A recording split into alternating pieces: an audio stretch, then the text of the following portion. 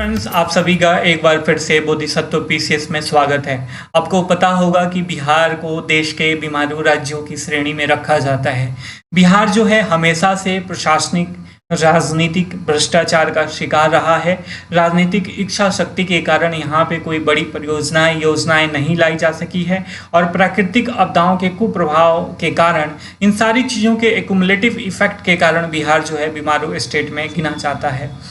ठीक है, यदि प्राकृतिक आपदाओं की बात करें तो प्राकृतिक आपदाओं में जो मुख्य भूमिका निभाती है वो कोसी नदी के द्वारा लाया गया बाढ़ है, जो उत्तरी बिहार के जनजीवन को हमेशा से ही प्रभावित करते आया है। तो आज हम बिहार विशेष के अंतर्गत पढ़ेंगे कोसी रिवर के बारे में, जिसे सौरो ऑफ बिहार भी बोला जाता है। यह टॉपिक जो है बीपीएससी के प्री और मेंस दोनों के लिए इम्पोर्टेंट है। इसके साथ साथ बीएसएससी, बिहार एसआई और अदर बिहार स्टेट के जो भी गवर्नमेंट एग्जाम्स होने वाले हैं सबके लिए इक्वली इम्पोर्टेंट है। तो चलिए शुरू करते हैं। शुरू करने से पहले आपसे रिक्वेस्ट है, चैनल पे नए हैं तो चैनल को सब्सक्राइब करके बेल का आइकन दबा दीजिए ताकि कोई भी लेटेस्ट नोटिफिकेशन आप तक आसानी से। कोसी नदी के बारे में थोड़ा सा जान लेते हैं। एक्चुअली मैंने प्रीवियस जब बिहार की नदियों के बारे में पढ़ाया था तो इसके बारे में मैंने नदियों के बारे में डिटेल एनालिसिस करा था एक वीडियो में। यदि आप उसको मिस किए हैं तो यहाँ पे आई बटन का सिंबल आ रहा है, उस पर क्लिक करके आप उसे देख सकते हो। चलिए, इसमें चूंकि हमें कोसी नदी के बारे में पढ़ना है और इसका प्रभाव बिहार के सामाजिक, आर्थिक, राजनीतिक, सांस्कृतिक जनजीवन पे किस प्रकार से पड़ता है इसके बारे में पढ़ना है। तो इससे पहले हम कोसी के बारे में पढ़ लेते हैं, थोड़ा सा इसका ज्योग्राफिकल कन्फिगुरेशन देख लेते हैं। ठीक है, कोसी नदी मैं आपको बताना चाहूँगा कि यह हिमालय के गोसाईनाथ पर्वत से इसका उद्गम होता है। कहाँ से? गोसाईनाथ पर्वत से, हिमालय के गोसाईनाथ पर्वत से जो है इसका उद्गम होता है।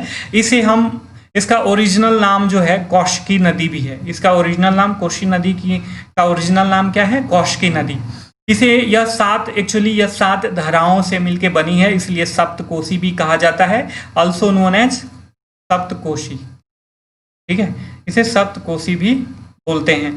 मैं आपको बताना चाहूँगा कि इसकी जो 7 मुख्य धाराएं हैं, सुन कोसी, भोटिया कोसी, तांबा कोसी, लिखू कोसी, दूध कोसी, अरुण कोसी। अरुण जो है इसकी मुख्य धारा है, और तामुल कोसी, जिसमें मुख्य जो है सुन कोसी, दूध कोसी, अरुण कोसी और तामुल कोसी। अरुण जो है कोसी की मुख्य धारा है। तो इसकी ये जो 7 धाराएं हैं, अभी इसके बारे में हम नहीं जाना। मैं आपको बताना चाहूँगा जैसे कि, और ये जो नदी है यह हिमालय की श्रेणियों से निकलती हुई बिहार में प्रवेश करती है और गंगा में जो है कटिहार डिस्ट्रिक्ट के कुर्सेला गाँव में जाके गंगा में ये सबमर्ज हो जाती है। तो गंगा की ये ट्रिब्यूटरी है। ठीक है, मैं आपको बताना चाहूँगा कि कोसी नदी का जो है व्यापक आर्थिक, सामाजिक और सांस्कृतिक और भौगोलिक प्रभाव जो है उत्तरी बिहार के क्षेत्र पे पड़ता है। ठीक है, इसका प्रभाव जो है धनात्मक से ज़्यादा ऋणात्मक ज़्यादा इसकी इंटेंसिटी है, अर्थात ये बिहार की जनसंख्या को, या यूँ कहें कि उसके सामाजिक ढांचे बांचे को, संस्कृति को, भूगोल को और आर्थिकी को बहुत बुरे तरीके से प्रभावित करता है। देखते हैं कैसे। मैं आपको बताना चाहूँगा कि ये जो कोसी है, कोसी नदी का जल अधिग्रहण क्षेत्र जो है, यदि बात करें इसके अधिग्रहण क्षेत्र की, अभी हम भूमिका बना रहे हैं। ठीक है, उसके बाद इसका डिटेल एनालिसिस करेंगे। अधिग्रहण क्षेत्र जो है लगभग 38,000 ठीक है किलोमीटर स्क्वायर है। ठीक है, ये इसका अधिग्रहण क्षेत्र है 38,000 किलोमीटर स्क्वायर। जबकि जलायतन की बात करें तो औसतन, अर्थात यूं कहें कि लगभग 2.5 लाख क्यूसेक है। ठीक है, क्यूसेक है क्या नॉर्मल कंडीशन में। वहीं जब यहाँ पे बाढ़ की संभावना होती है, बाढ़ की विभीषिका आती है, तो इसका जो है जलायतन हो जाता है 8.54 लाख क्यूसेक। ठीक है, इसके साथ साथ मैं आपको बताना चाहूँगा कि यह नदी जो है इसका लगभग 40% हिस्सा जो है बिहार राज्य में बहता है। तो चलिए आगे देख लेते हैं। यदि इसके ऋणात्मक प्रभावों के बारे में बात करें तो कटाव के द्वारा इसके मार्ग में परिवर्तन, बाढ़ के कारण बिहार को जो है करोड़ों रुपए का नुकसान हमेशा होता है तथा यहाँ के जान माल को काफ़ी हानि उठानी पड़ती है। BSDMA, Bihar state disaster management authority के अनुसार जो है उत्तरी बिहार की लगभग 63% जो भूमि है हमेशा फ्लड प्रोन भूमि है, अर्थात यहाँ पे बाढ़ आने की संभावना अधिक बनी रहती है। और 2019 के बाढ़ आपके सामने है, हाल ही में आया हुआ। यहाँ पे अनुमानतः जो है 353 करोड़ रुपए के अनाज का नुकसान हुआ तथा लगभग 9 मिलियन लोग जो है इससे प्रभावित हुए। ठीक है, तो आपको पता चल गया कि किस प्रकार से कोसी नदी के द्वारा लाई गई बाढ़ों की विभीषिका जो है किस प्रकार से है। एक रिसर्च के अनुसार बताया गया है कि पिछले 2 सदी में इसने जो है पश्चिम से पूरब की तरफ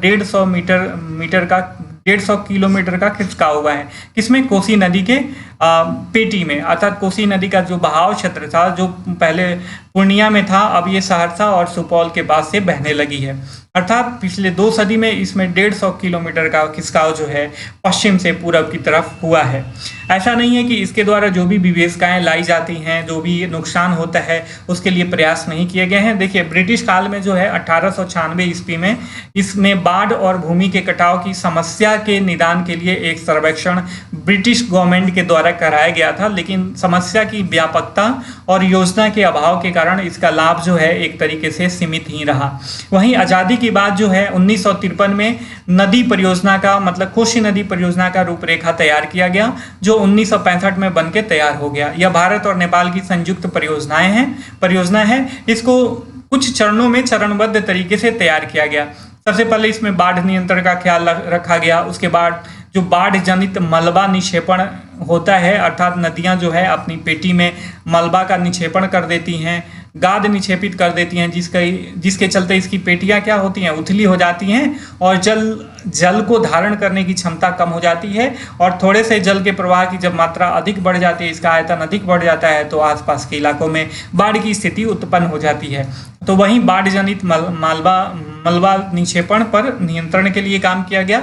उसके साथ साथ प्रवाह मार्ग परिवर्तन पर रोक रखा गया और नदियों में शाखा नहरों का निर्माण करके सिंचाई की व्यवस्था करी गई तथा जल विद्युत उत्पादन पर भी ध्यान दिया गया। ठीक है, हम देख लेते हैं। देखिए, ये यही है भीमनगर बैराज। यह है भीमनगर बैराज। मैं आपको बताना चाहूंगा, भीमनगर बैराज जो है, यह चतरा एक गार्ज है, चतरा गार्ज है नेपाल में।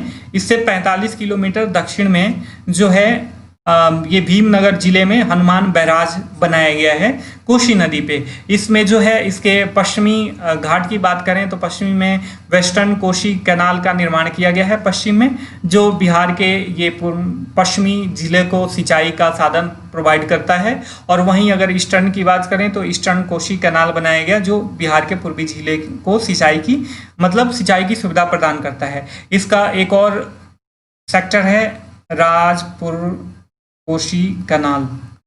ठीक है, राजपुर कोसी नहर परियोजना, ये भी इसी का पार्ट है। ये भी जो है बिहार के पूर्वी जो भी डिस्ट्रिक्ट्स हैं उसको सिंचाई का साधन प्रदान करता है। तो मैं आपको बताना चाहूँगा, चतरा गार से 45 किलोमीटर दक्षिण में भीमनगर जिले में, नेपाल के भीमनगर जिले में हनुमान बैराज का निर्माण किया गया, जो 1150 मीटर लंबा और 75 मीटर जिसकी ऊंचाई है। और इसकी नदी के जो कोसी नदी थी, इसके आसपास जो है एक मतलब इसके नदियों पे बांध बनाया गया नदी के साइड में, ताकि यहाँ से पानी जो आए तो बाहर ना जाए इसे निकल के। तो इसके ईस्टर्न पार्ट को ईस्टर्न प्रोटेक्शन इम्बैंकमेंट बोला जाता है, जबकि वेस्टर्न पार्ट को WPE अर्थात वेस्टर्न प्रोटेक्शन इम्बैंकमेंट बोला जाता है। तो ये था कोसी नदी परियोजना का स्ट्रक्चर। आपने देख लिया कि किन किन तरीकों से इसका निर्माण हुआ है। ठीक है, मैं आपको बताना चाहूँगा कि निस्संदेह इस परियोजना से लाभ तो मिला है, क्योंकि देखिए यहाँ पे बांध बना दिया गया, तो जो भी अगर मानसून सीजन में अधिक बारिश होती है तो ये बांध का जो भी कैपेसिटी है इसके अनुसार ये अपना जल ग्रहण बढ़ाएगा यहाँ पे। ठीक है, अगर ये नहीं रहता, ये नहीं बनता, तो डायरेक्ट ही पानी का फ्लो होता और बाढ़ की संभावना यहाँ पे अधिक रहती और जान माल की हानि होती। तो निस्संदेह यह परियोजना जो है उत्तरी बिहार के लिए वरदान साबित हुआ है। लेकिन हुआ क्या है कि परियोजना के अंतर्गत जो है दोषपूर्ण निर्माण और खराब रख रखाव के कारण तटबंधों के टूटने के से जो बाढ़ की स्थिति है हमेशा बनी रहती है। अब तक 1963, 68, 71, 79, 81, 84 और देखते देखते 2008 में भी कई बार बांध टूट चुका है, जो 2008 की विभीषिका जो है बहुत बड़ी थी। नदी मार्ग में, इसके साथ साथ नदी मार्ग में सिल्ट का जमाव आदि के कारण जो है बिहार को हमेशा ही नुकसान उठाना पड़ता है, बिहार को हमेशा ही नुकसान होता है। ठीक है। अर्थात यदि कहा जाए कि कोसी नदी परियोजना का जो पूर्ण रूप से लाभ मिलना चाहिए था वो नहीं मिल पा रहा है। 2008 की केस स्टडी देख लेते हैं। 2008 में जो है कोसी नदी का तटबंध टूट जाने से जो है हजारों की संख्या में जान माल की हानि हुई थी और केंद्र द्वारा जो है इसको राष्ट्रीय आपदा घोषित किया गया था और लगभग 1000 कितने करोड़ 1000 लगभग 1000 करोड़ रुपये जो है केंद्र सरकार द्वारा राज्य सरकार को आपदा के निवारण के लिए दिया गया। इसमें लगभग 3 मिलियन लोग प्रभावित हुए। तो आप देख लिए कि खराब रख रखाव के कारण और दोषपूर्ण निर्माण के कारण जो है इससे होने वाली विभीषिका की संभावना हमेशा ही बनी रहती है। अब देखिए, अब इससे क्या उपाय हो सकते हैं, मैं आपको बताना चाहूँगा कि देखिए 2019 में भी आया था, बाढ़ आई थी हाल ही में। 2019 में बाढ़ आई थी उत्तरी बिहार में, जिसमें जो है 553 करोड़, जैसे हमने देखा कि 353 करोड़ रुपये का क्रॉप्स का नुकसान हुआ था। ठीक है। और इसमें जो है 9.9 मिलियन, अगर सीधा सीधा कहा जाए तो 9 मिलियन लोग प्रभावित हुए थे। तो ये यदि आप बताइए कि फ्रीक्वेंसी बाढ़ आने की इतनी अधिक हो, अधिक जान माल की हानि हो, तो वहाँ का जो है सांस्कृतिक, आर्थिक, राजनैतिक ढांचा तो छोड़िए, लेकिन भौगोलिक और सामाजिक ढांचा वाचा जो है हमेशा से ही प्रभावित होते आया है। और बिहार के या उत्तरी पार्ट जो है ये प्राकृतिक आपदा के कारण जो है हमेशा से ही इस विपदा का सामना करते आया है और पिछड़ा रहा है। ठीक है। इसके पीछे बहुत सारे कारण हैं। उच्च राजनीतिक इच्छा शक्ति की कमी है, ठीक है, प्रशासनिक राजनीतिक भ्रष्टाचार है। ये सारे कारण जो है मिलके इस विभीषिका को और ही इसकी इंटेंसिटी को बढ़ा देते हैं। तो इसका उपाय क्या होना चाहिए?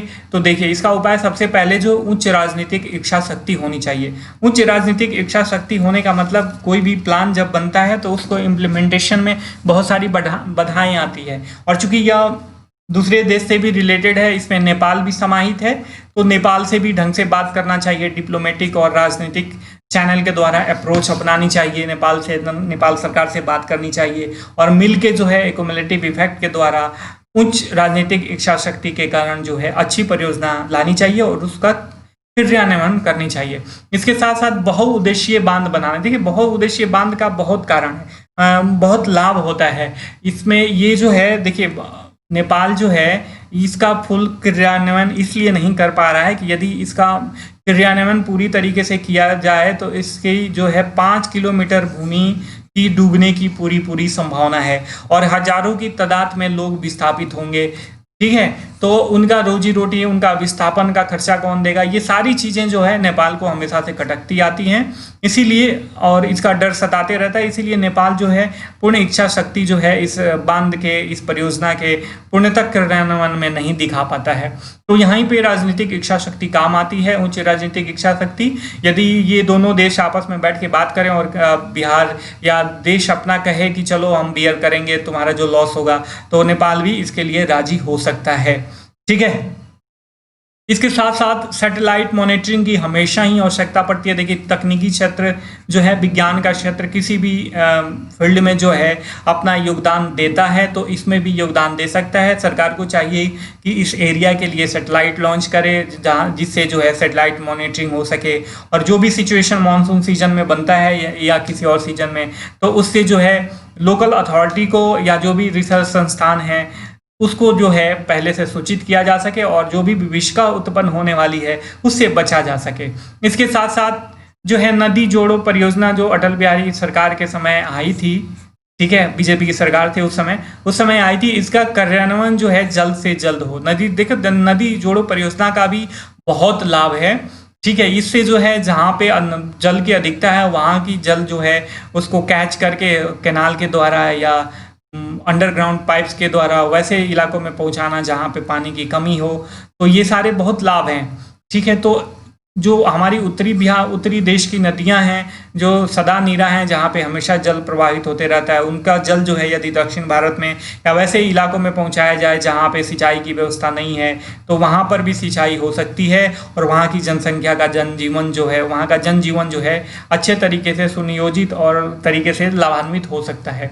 तो नदी जोड़ो परियोजना का जल्द कार्यान्वयन करना चाहिए। जैसे कि कोसी मेची नदी जल जोड़ परियोजना है, इसमें 49,000 करोड़ करोड़ रुपए खर्चा करके इसका कार्यान्वयन किया जा रहा है, इसको बनाया जा रहा है। तो ऐसी ऐसी योजनाएं आनी चाहिए ताकि जो है जो भी एक्स्ट्रा वाटर है उसको कैच करके वैसे इलाकों में पहुंचा दिया जाए जहां पे पानी की कमी है। इसके साथ साथ सही रख रखाव होना चाहिए। नदी के पेटियों में से गार्ड हमेशा निकालना चाहिए ताकि जो है गार्ड का जमाव ना हो और नदी की पेटियां जो है उथली ना हो। तो ये सारे कुछ उपाय हैं जिनके प्रयोग के द्वारा जो है बिहार के भविष्य को बदला जा सकता है और इसको जो है बीमारू राज्य से डेवलप राज्य में समाहित किया जा सकता है। तो ये था आज का इम्पोर्टेंट टॉपिक। आई होप इसके कंटेंट आपको समझ में आए होंगे और पसंद भी आए होंगे। वीडियो पसंद आया होगा तो ज़रूर लाइक कीजिए, चैनल को सब्सक्राइब कीजिए और बेल आइकन को दबाइए ताकि कोई भी लेटेस्ट नोटिफिकेशन आप तक आसानी से पहुंच सके। हम फिर मिलेंगे किसी नए टॉपिक के साथ, तब तक के लिए साइनिंग ऑफ, टेक केयर, जय।